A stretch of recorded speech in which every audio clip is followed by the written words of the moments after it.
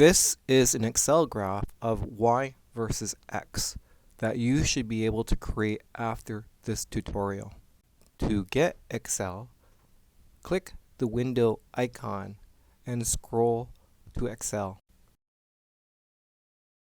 In this table, I have already entered the data. Column A is the x-axis for concentration. To calculate a diluted concentration, use the formula C1 times V1 is equal to C2 times V2. Here, for the nickel lab, C1 is equal to 0.10 moles per liter. V1 is equal to the volume from the burette that we call an aliquot. V2 is equal to the total volume of the volumetric flask, and it's 50.00 mils. C2 is equal to new concentration in moles per liter. Let us take a look at an example. 0.100 moles per liter times the aliquot 6.25 mils from the burette is equal to C2 times 50.0 milliliters.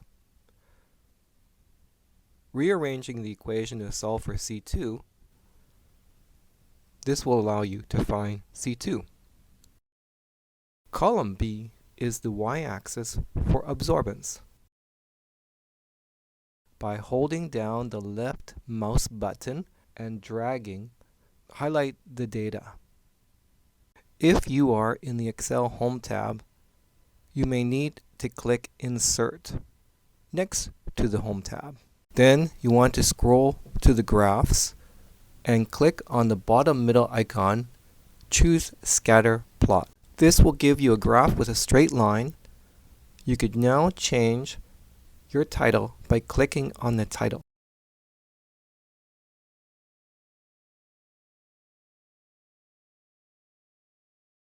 You also want to label your y and x axis. To do this, click on the graph to bring up a menu containing a plus sign. Click on the plus sign. Tick the box labeled for axes.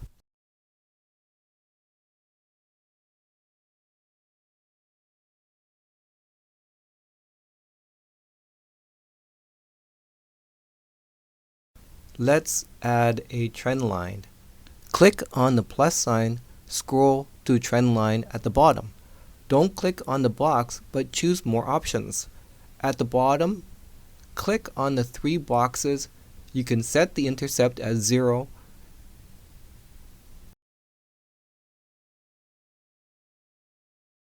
Now, let's copy and paste to Word. Right-click on the graph and left-click to copy, then open Word and then paste.